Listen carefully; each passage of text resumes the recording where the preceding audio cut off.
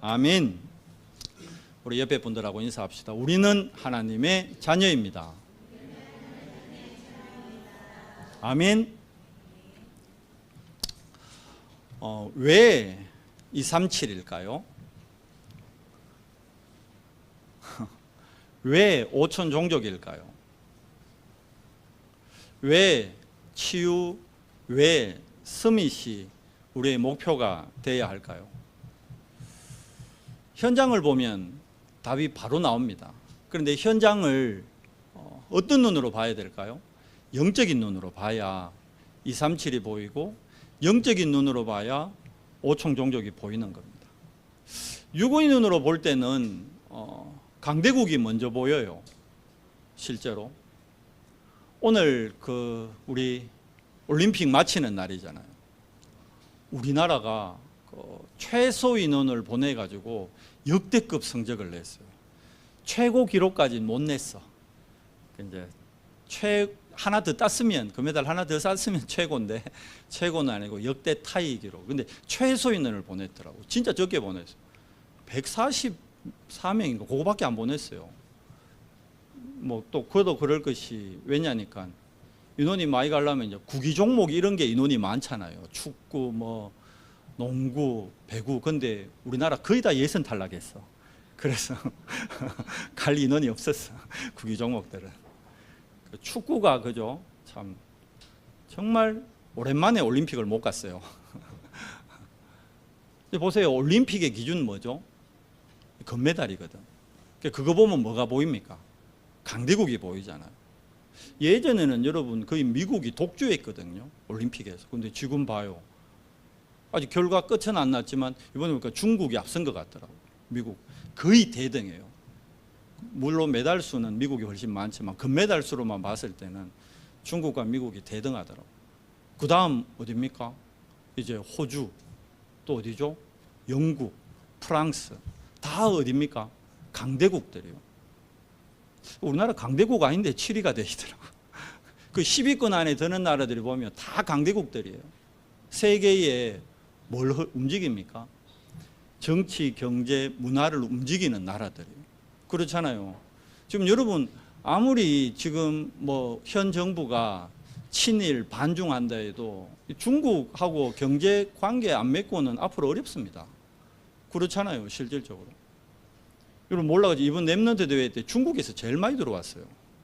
중국 등록자가 제일 많았어요. 중국을 무시할 수는 없어요. 우리하고 안 맞다고? 우리의 노선과 안 맞다고? 세계 흐름을 놓치는 거죠. 자, 제가 말한 올림픽, 정치, 경제, 문화 이거 다 기준이 뭡니까? 육의 기준이라는 거예요. 그러니까 눈에 지금 보여지는 거는 육의 기준이 모든 걸 움직이는 것 같이 보여요. 근데 진짜 중요한 건 뭔지 알아요? 영적인 겁니다. 보이지 않는 것이 실질적으로 보이는 것들의 배경이 되는 거예요. 여러분 지금 강대국들이 가장 중심을 쏟고 있는 데가 어딘지 알아요? 후진국들입니다. 아프리카 56개 나라 중에 중국과 일로 교역을 맺은 나라가 55개 나라예요. 중국이 가장 많은 지금 투자를 하고 있는 게 아프리카입니다. 어디죠? 5천 종족입니다. 237입니다. 보세요. 강대국들의 배경에 보면 보이지 않게요. 어디 쪽으로 파고드는지 알아요? 약소국, 후진국. 그런데 그 후진국과 약소국이 영적 의미로 볼 때는요, 그게 세계복음화의 키가 되는 거예요.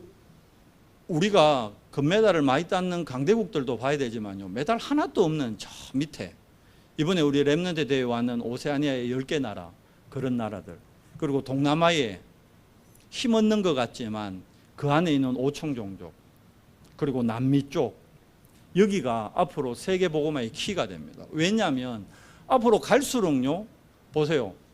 인구 밀도가 가장 높은 곳이 아프리카, 동남아, 남미입니다. 왜 그럴까요? 선진국들은 갈수록 지금 인구가 어떻게 돼요? 감소하고 있어요. 우리나라 이제 한 10년 후면요, 다민족 시대가 돼야 됩니다. 일할 사람이 없는데 현장에. 지금만 해도 보세요. 이 지난주 뉴스 보니까 이제 드디어 필리핀에서 가사 도우미 100명이 우리나라 비자 받고 합법적으로 이제 들어옵니다. 가사 도우미까지. 이미 농촌에 시골에 그리고 저 바닷가 가봐요. 배 타는데 선원들 거의 80~90%가 다 외국인들이에요. 한국 사람들 배 안 타요. 이제 힘든 일 안 하려고 합니다. 결국 앞으로 다민족 시대가 될 수밖에 없거든요. 빨리 영적인 눈을 열어야 되는 거예요. 안 그러면 우리가 3단체나 아니면 종교단체, 사이비 이단들한테 중요한 현장을 뺏겨버리게 돼요. 그들이 이미 선점하잖아요. 그럼 왜 제가 왜 이 말씀을 드리냐면 우리의 후대들이 그 뒤치다꺼리 할 수밖에 없는 시대가 오는 거예요. 2030, 2080에. 그러면 2030, 2080에 우리 후대들이 선점을 하려면 뭐가 회복돼야 되는 거예요? 그게 이번에 렘넌트 대회 때 선포되는 거예요. 아까 우리 강 권사님 기도하시면서 메시지 3개 얘기하셨잖아요. 기도 행복 24.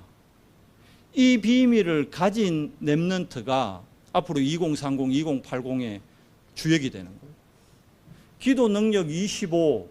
그거 가지고 실질적으로 하나님 나라의 응답을 받는 사람이 앞으로 강대국과 후진국을 뛰어넘었어요. 뭡니까? 강대국, 후진국을 다 살릴 수 있는 그 보호자의 축복을 누리는 정인들이 된다는 거예요. 기도 완성 영원 뭡니까? 바로 세계화입니다. 세계복음화입니다. 왜 우리나라에 하나님께서 계속 뭐 K 붙여가지고 뭐 K 문화, K 음악, K 음식 이제까지 왜 세계화 점점 시킬까요? 다 그것 때문이요. 빨리 영적인 눈을 열어야 되는 거예요. 뭐 때문에 하나님 축복할까요? 렘넌트 운동 때문에 축복하는 겁니다. 우리 말씀 운동하는 우리가요, 렘넌트란 단어를 한 30년 전부터 사용한 거예요. 이번에가 27차 세계 렘넌트 대회거든요. 27년 전부터 우리가 렘넌트 운동인데 이제 30년 만에 이제 실질적인 응답들이, 이 응답들이 뭡니까? 드디어 237과 5총 종교가 연결들이 되는 거예요. 이번에는 한 1000여 명 왔잖아요. 내년에는 또 몰라요. 하나님이 어떻게 문 여실지 모릅니다. 이번 선교대회 때 여러분 아시잖아요. 국내 등록자보다 해외 등록자가 더 많았어요. 이제 역전됩니다. 선교대회도 진짜 역선교가 되는 거예요. 렘넌트 대회도 마찬가지입니다. 이제 몇 년 지나면요, 국내 우리 등록자 수보다 해외 등록자 수가 더 많아질 수 있는 거예요. 급속하게 바뀝니다. 빨리 영적으로 눈을 열어야 되는 거예요. 그래서 뭡니까? 237이요. 그래서 5총 종족입니다. 그런데 그 후진국 가난 나라에서 오는 아이들이 다 대부분 어떻게 되어 있어요? 영적으로, 육적으로 질병 가운데 있잖아요. 그 바누아투의 대통령이 병들어 있다니까. 이번에 제가 이제 실무를 담당하니까 그 바누아투 대통령 그리고 또 통가 왕족들 바로 옆에서 봤거든요. 모시고 오는데 통가 왕족인데 걸음을 제대로 못 걸어. 다리를 저신다니까. 다 병들어 있어요. 한 나라의 대표고 왕족인데 병들어 있다니까. 그래서 치웁니다. 그리고 렘넌트들 아이들 그 속에 누가 있습니까? 하나님이 예배해 놓은 인재들이 있단 말이에요. 세계의 문화를 바꿀 주역들이 있단 말입니다. 그래서 237 5천 종족 치유 서밋인 겁니다. 우리가 만들어낸 게 아니고 처음부터 하나님이 아브라함 때부터 주신 하나님의 미션이었습니다. 근데 이스라엘이 이거 놓쳐가지고 어떻게 해요? 7번이나 어려움 당합니다. 재앙을 당한 이유가 거기에 있습니다. 시대를 향한 하나님의 계획을 못 보면 노예되고 포로되고 속국되는 거예요. 자, 지금 오늘 우리가 베드로의 절대망대를 보는데요. 베드로의 절대망대 시대 배경이 어디입니까? 로마의 속국대에 있다니까. 왜 이렇게 됐습니까? 왜 이름이 가이사라 빌립보입니까? 가이사라 말 그대로 황제의 칭호요. 빌립보. 그러니까 세상의 흐름이 주도하는 지역 가이사라 빌립보입니다. 거기에 이르러 가지고 예수님이 12제자에게 질문을 한 거예요. 세상 사람들이 인자, 나를 누구라고 평하든가, 나를 어떻게 보고 있느냐 물었죠. 근데 대부분의 사람들이 예수님에 대해서 오해를 했습니다. 어떻게 봤죠? 어떤 사람은 세례 요한 같습니다. 세례 요한 아시죠? 예수님이 직접 얘기했어요. 인간이 낳은 자 중에 가장 큰 자라. 그만큼 대단했어요, 세례 요한은. 그러나 세례 요한 결국 말 그대로 이제 회개운동, 사회운동. 근데 그거 가지고 여러분 인간의 근원 문제 해결될까요? 안타깝지만 안 됩니다. 사회운동 필요합니다. 회개운동 필요합니다. 그런데 회개운동, 사회운동 가지고 인간의 근원이 치유가 되지 않는단 말이에요. 세례 요한이 틀렸다는 얘기가 아니에요. 또 엘리야 아시죠? 갈멜산에서 거짓 선지자 850을 꺾습니다. 그리고 시대적인 엘리사를 후대를 세웁니다. 어마어마한 응답을 받았던 엘리야, 막 40일 기도하니까 비가 안 오고 또 40일 기도하니까 비를 마음대로 오게 안 오게 할 만큼 대단하지 않습니까? 이거 하늘에 계신 분만이 할 수 있는 능력을 행했던 게 엘리야입니다. 그러니까 이 엘리야의 능력 신비하죠. 예수님 자체가 신비잖아요. 하나님 자체가 신비잖아요. 그런데 이 신비를 신비주의로 바꿔버리면 여기서 어떻게 되죠? 불건전 신비주의가 나오는 거예요. 사람들을 속이는 거예요. 체험하게 만드는 거예요. 어떤 사람은 에레미야라 합니다. 에레미야 알죠? 눈물의 선지자, 박애주의. 우리가 사람 사랑해야 됩니다. 근데 사람 사랑하는 그 영적 배경을 모르면 사람 사랑이 사람 사랑을 넘어서요. 나중에 어떻게 되죠? 여러분 사랑이 변질돼서 뭐가 됩니까? 집착이 되고 중독이 되고 결국 어떻게 해요? 상대방을 해하게까지 합니다. 스토커 나오잖아요. 뉴스에서 많이 보잖아요. 연애 폭력. 사랑하기 때문에 때린대. 그게 말이 됩니까? 아니거든. 왜 그러죠? 사람 사랑의 배경을 모르면, 영적 배경을 모르면 여기 빠지게 됩니다. 박애주의 필요합니다. 그런데 박애주의 가지고 자신의 문제 해결되느냐? 안 돼요. 여러분 박애의 대표적인 인물 테레사 수녀 어마어마한 노벨상까지 받았잖아요. 그런데 정작 본인은 죽기 3달 전부터요 가톨릭 신부들이 와서 계속 퇴마의식을 했어요. 잠을 못 자는 거예요. 죽기 전에 귀신한테 시달려가지고. 박애로 자신의 영적 문제 해결이 안 되는 겁니다. 선지자, 율법은 하나님이 주신 말씀입니다. 근데 이 율법이 율법주의가 되면 어떻게 되죠? 유대인들이 왜 망했습니까? 율법주의 때문에 오늘도 보세요. 로마에 속국되어 있습니다. 7 재앙이 임한 겁니다. 대부분의 사람들이 예수님이 누군지 잘 모릅니다. 여러분도 한번 질문해 봐야 됩니다. 나는 예수님을 어떻게 알고 있지? 혹시 나도 정말 세상 사람들과 같이 세례 요한이나 엘리야나 예레미야나 선지자 중에 하나로 예수님을 생각하고 있지는 않은지, 아니면 그 응답을 원하고 예수님을 믿는 건 아닌지 한번 점검해 봐야 됩니다. 이때 베드로의 신앙 고백, 우리가 잘 아는 마태복음 16장 16절이죠. 주는 누구요? 그리스도시요 살아계신 하나님의 아들이시니이다. 인류 최초의 고백이었습니다. 예수님을 그리스도로 고백한 겁니다. 그리스도란 말 알죠? 선지자, 제사장, 왕. 단순한 의미가 아니죠. 뭐죠? 나의 과거, 우리 인생의 과거, 우리 인생의 현재, 우리 인생의 미래, 모든 문제의 해결자이며 답이 되신다는 겁니다. 백문일답. 몇 주 전에도 말씀드렸죠. 100가지 문제가 있지만 답은 딱 하나입니다. 예수가 그리스도이십니다. 그 그리스도가 나의 구주이십니다. 그분이 나의 주군이십니다. 이 고백이 될 때 여러분 과거, 현재, 미래에서 빠져나오게 되는 거예요. 아니면 계속 이 과거, 현재, 미래에 묶여 살게 됩니다.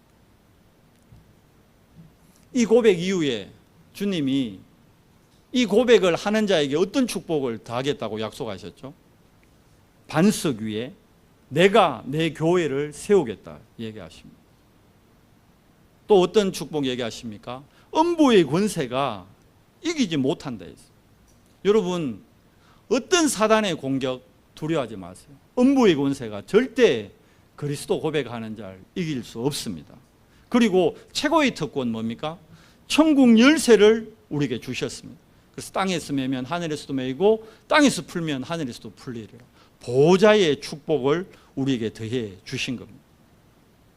근데 이 베드로가 이렇게 고백해놓고 변화산 가서 어떡합니까? 산에 딱 올라가니까 거기에 모세가 있고 엘리야가 있으니까 이 뭐라 그럽니까?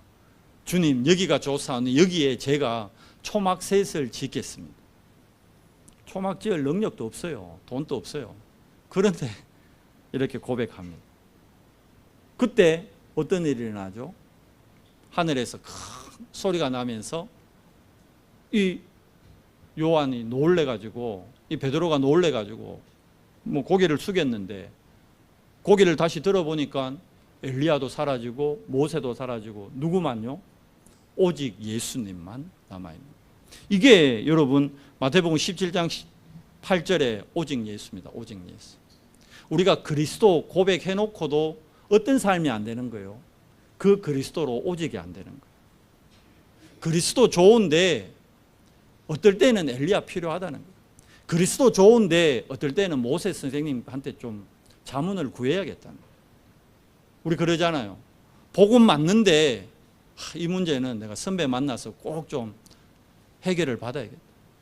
그리스도 맞는데 이 문제는 내가 꼭 우리 부모님하고 상담을 좀 해야겠다.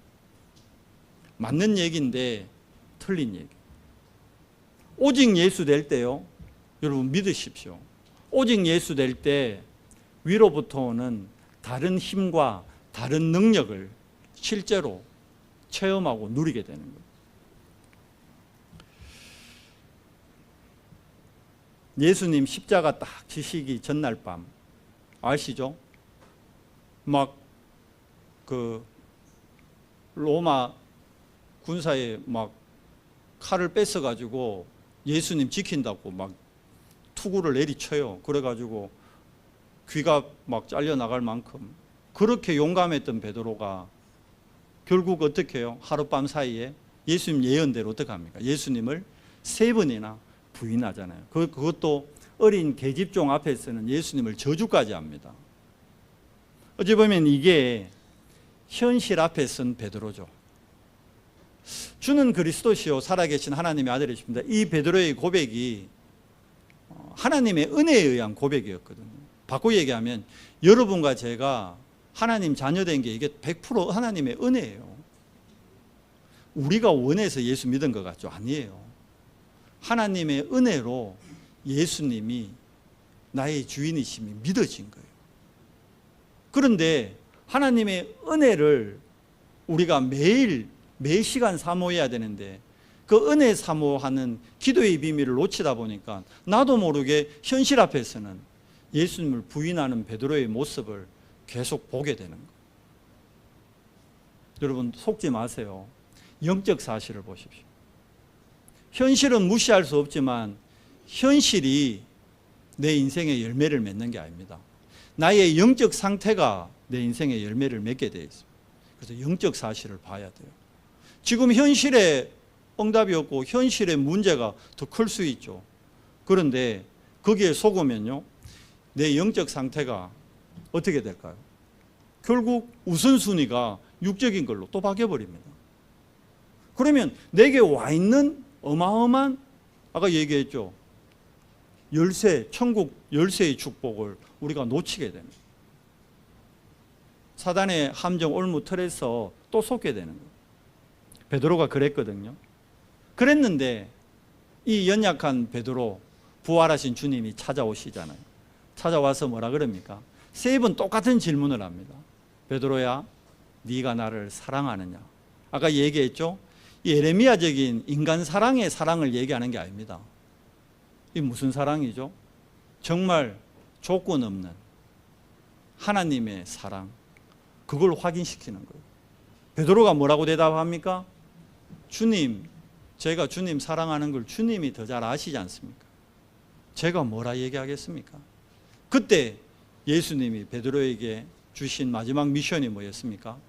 내 어린 양을 먹이라. 후대였습니다. 렘넌트 사역이었습니다.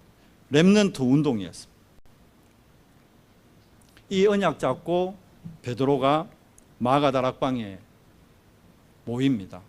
감람산에서 함께 미션을 받았던 40일 동안 미션을 받았던 120명의 제자들과 함께 마가다락방에서 열흘 동안 딱 완전 뭘로요? 언약으로 완전 집중하는 시간을 갖는 겁니다.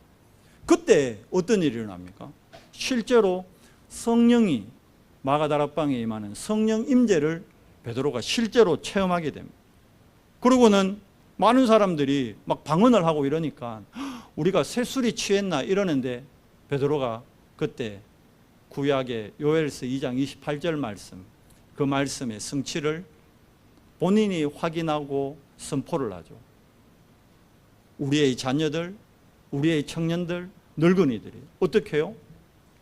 예언을 하고 환상을 보고 꿈을 꾸는, 말 그대로 말씀 성취를 체험하는 겁니다.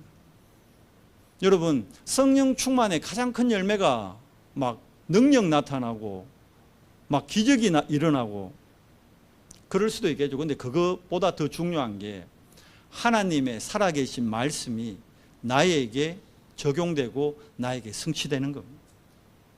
그게 가장 큰 응답입니다.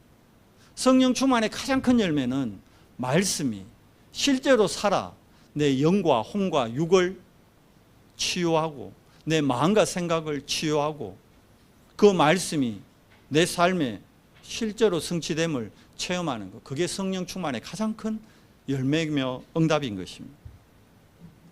자, 이 응답을 받은 베드로, 말씀 성취의 응답 속에 있었는데요, 권능이 나타나는 거예요. 어떤 일이 일어납니까? 성전 미문 앞에 늘 앉아있던 40년 된 안전뱅이 치유하죠.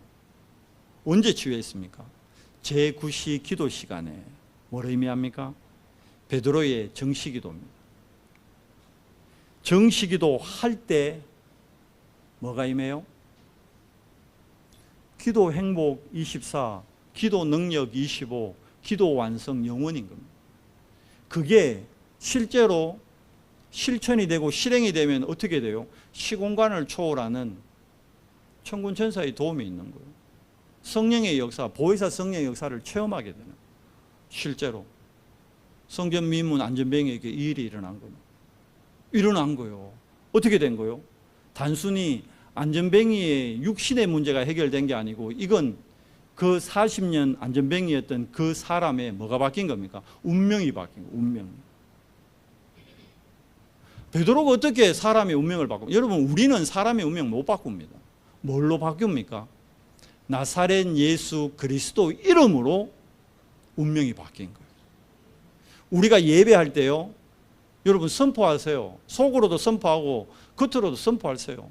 나사렛 예수 그리스도 그 이름, 그 이름이 나를 치유합니다. 그 이름이 나를 살립니다. 그 이름이 우리 가정을 살립니다. 그 이름이 우리 가문을 살립니다. 그 이름이 나의 직장과 나의 업을 살립니다. 이게 여러분 고백될 때 진짜 베드로가 받았던 절대망대 응답을 우리가 이 시대에 그대로 누리게 되는 겁니다. 자, 베드로의 마지막 고백 어디서 나옵니까? 사도행전 4장에 보니까, 자, 이제 안전뱅이 일어난 이 사건, 예루살렘 전체가 발칵 뒤집힌 거요. 성전 미문에 40년 동안 앉아있던 그 사람, 유대인이라면 다 안다니까. 예루살렘, 아니 이스라엘 전역이 다 한다니까. 왜냐하면 이스라엘 사람들은 1년에 3번씩 성전에 와서 뭘 합니까? 반드시 세절기를 지켜야 되잖아요. 뭐 왔던 사람들은 다 그 미문 앞에 앉아있던 안전뱅이를 다 한다니까. 모르는 사람이 없다니까. 그렇잖아요. 지금은 잘 안 보이는데 요즘 랩런트들 잘 모르고. 근데 한 10년 전만 해도요, 여러분 죽도시장 국민은행 앞에 가면 피켓 들고 서 있는 한 장로님이 있었어요. 요즘은 그 장로님 잘 안 보이더라고. 포항 죽도시장 가는 사람은 다 알아. 내가 누구라고 얘기 안 했는데도 벌써 여러분 아시잖아요. 피켓 들고 모자 쓰시고 늘 외치는 분. 예수천당 불신지요. 그 장로님 10년 전에 죽도시장 다닌 사람은 다 알아요. 싹 다 알아. 맞잖아요. 성전 미문의 안전병이 다 한다니까. 그런데 어떤 일이 일어납니까? 운명이 바뀌는 거예요. 그 일로 인해 어떻게 해요? 드디어 예루살렘 공회, 산헤드린 공회죠. 이 공회는 우리나라 지금 국회보다 더 권력이 강했어요. 입법, 사법, 행정을 이 공회에서 다 갖췄어요. 사람을 살리고 죽이는 그 재판권까지 이 공회가 갖고 있었다니까요. 사도행전 4장에 보세요. 여기에 보면 그 대제사장, 안나스, 가야바 이름 다 나와요. 싹 다. 그러니 이스라엘의 최고 권력기관 이 예루살렘 산헤드린 공회 앞에 드디어 베드로가 재판을 받게 되는 겁니다. 근데 이때 얘기하잖아요. 네가 무슨 권한으로 누구의 이름으로 그런 일을 행했느냐. 성경이 뭐라 되는지 압니까? 베드로가 성령이 충만하여 그렇게 됩니다. 뭐라고 고백합니까? 사도행전 4장 12절. 여러분 찾아보세요. 렘넌트들이 암송해야 된다. 이거. 사도행전 4장 12절 뭐라고 고백되어 있습니까? 8절 말씀에 와요.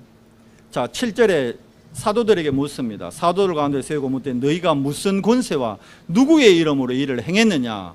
8절에 뭐라 되어 있죠? 이에 베드로가 성령이 충만하여 이르되 백성과 관리들과 장로들아 다 들으라는 거예요. 10절 너희와 모든 이스라엘 백성들은 알라. 너희가 십자가에 못 박고 하나님이 죽은 자 가운데서 살리신 나사렛 예수 그리스도의 이름으로 이 사람이 건강하게 되어 너희 앞에 섰느니라.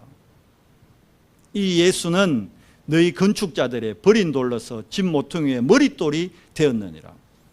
자, 12절에 드디어 베드로의 절대 망대의 고백이 나옵니다. 다른 이로서는 구원을 받을 수 없나니 천하 사람 중에 구원을 받을 만한 다른 이름을 우리에게 주신 일이 없음이라 하였더라. 아멘. 여러분과 제가 어떻게 하나님의 자녀가 됐습니까? 만물을 복종하게 하는 이 그리스도의 이름을 우리가 하나님의 은혜로 믿어지게 된 거예요. 이분이 나의 주인임을 고백하게 된 거예요. 여러분 다른 종교가 나쁘다. 종교가 나쁜 게 아니잖아요. 종교가 없으면 사회 질서가 혼란해진다니까. 사회 질서를 유지하는데 종교는 반드시 필요합니다. 그런데 사회 질서가 유지된다고 여러분 인간의 근원 문제가 해결됩니까? 안 돼요. 원래 우리 인간은 하나님의 형상대로 지음받은 존재였어요. 그런데 창세기 3장 에덴 동산 사건으로 우리가 하나님의 형상을 잃어버렸잖아요. 하나님의 형상을 잃어버리는 순간 모든 인간은 원죄 아래 태어나는 거예요. 하나님 모르는 상태로 태어나는 거예요. 지옥 배경 아래 태어나는 거예요. 이 문제를 해결하실 분, 그분이 메시아요. 그분이 그리스도입니다. 그런데 그 그리스도가 누구냐? 바로 2000년 전에 예루살렘에 베들레헴에 오셨던 예수님. 그분이 그리스도이십니다. 그래서 그분이 나의 주인임이 고백될 때 우리가 어떻게 해요? 인간의 근원 문제 세 가지에서 우리의 원죄 문제에서 우리가 해방받게 된 것입니다. 그래서 오늘 이 고백 이거는요 전 세계 80억 모두가 알아야 되는 진리 중의 진리입니다. 근데 왜 모를까요? 여러분이 얘기 안 해서 모르는 거예요. 우리 권사님들이 옆에 분들한테 이 얘기 안 하잖아요. 우리 렘넌트들이 학교에 가서 친구들에게 이 얘기 안 하잖아요. 우리 인간이 죄에서 빠져나오는 원죄에서 빠져나오는 유일한 길은 그리스도 예수밖에 없다. 베드로는 지금 죽느냐 사느냐의 그 현실 앞에서 하나님의 절대 진리를 신앙으로 고백한 겁니다. 천하 인간의 구원 얻을 만한 다른 이름을 우리에게 주신 일이 없음이라 분명히 얘기했어요. 구원에 대한 유일한 길 그리스도 외에는 없습니다. 안타깝지만 육신적 축복받는 길은 그리스도 외에도 많아요. 건강해지는 길 그리스도 외에도 많아요.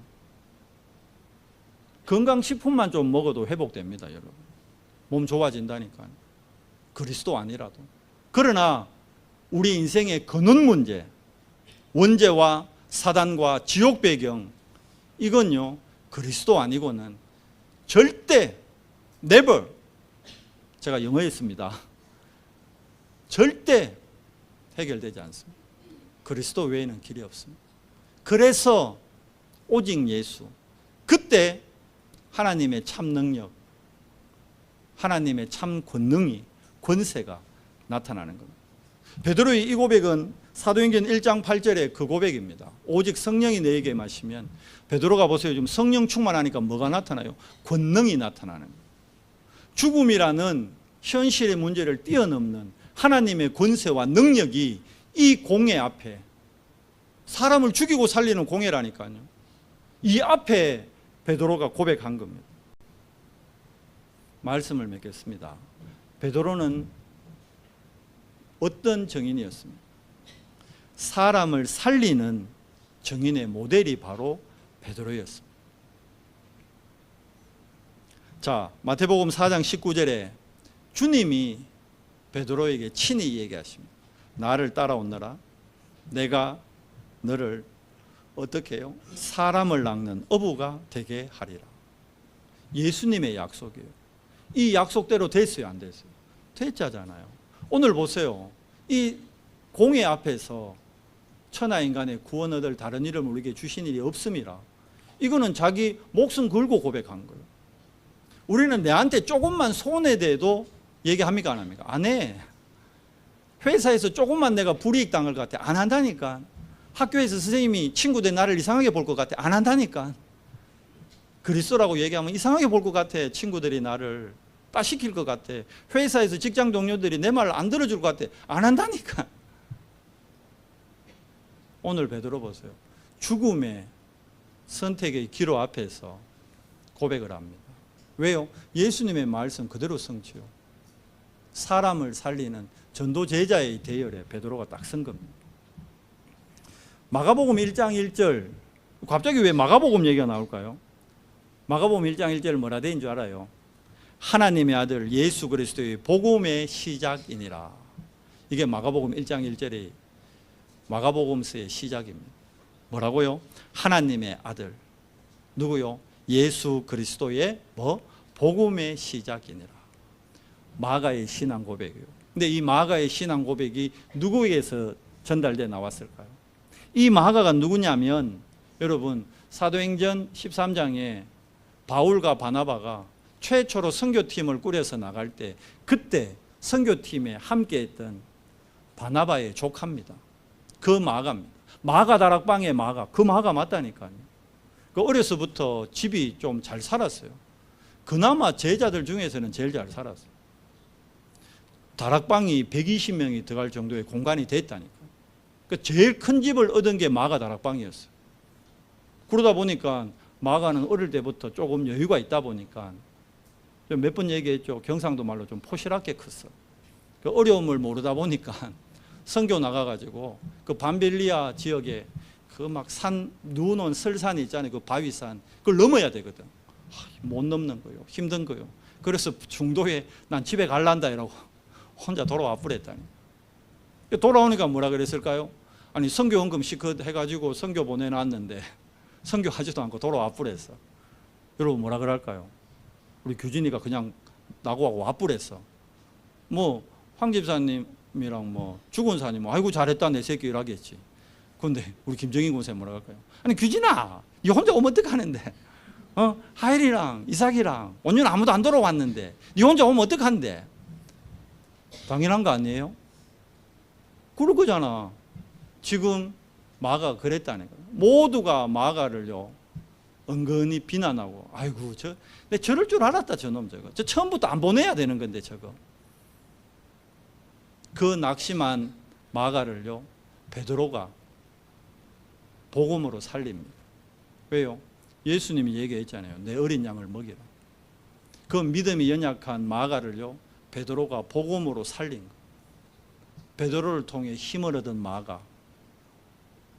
마가복음에 베드로의 신앙 고백을 복음의 시작으로 알리는 거예요. 여러분 보세요. 예수님을 3번이나 부인했던 베드로가 그 연약하고 낙심한 마가를요 완전 복음으로 살리는 정인이 됐습니다. 살리는 자의 모델이 됐습니다. 그리고는 베드로전서 2장 9절에 우리의 신분을 베드로가 알려줍니다. 여러분 알아야 됩니다. 우리의 정체성. 나는 누구냐?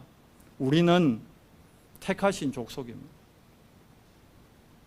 전 세계 80억 인구가 있는데 하나님이 나를 하나님의 자녀로 택하셨어요. 나를 복음운동할 렘넌트로 택하셨어요. 우리에게 왕같은 제사장의 권세를 더해 주셨어요. 우리같이 연약한 자를 보고 거룩한 나라라고 소유된 백성이라고 이야기해 주셨습니다. 왜요? 그 이유는 그리스도의 이 귀한 빛을 선전하고 선포하라고. 우리가 매일 나의 정체성을 확인해야 됩니다. 매 시간 베드로의 이 신앙 고백 확인해야 됩니다. 보호자의 배경, 시공간 초월의 응답, 성경 속에 있는 게 아닙니다. 지금 나에게 와 있는 응답인 것. 뭘 통해 누릴까요? 기도 행복 24를 통해 누리는 것. 기도 능력 25를 통해 실제로 기다리는 것. 기도 완성 영혼을 통해 도전하는 것. 이게 올여름에 우리가 받은 응답입니다. 여름에 받은 이 응답이요 그냥 단순한 한 번의 응답이 아니라 이게 영혼의 응답으로 연결되는 거예요. 뭘 해야 될까요? 진짜 묵상운동에 주역됐어요.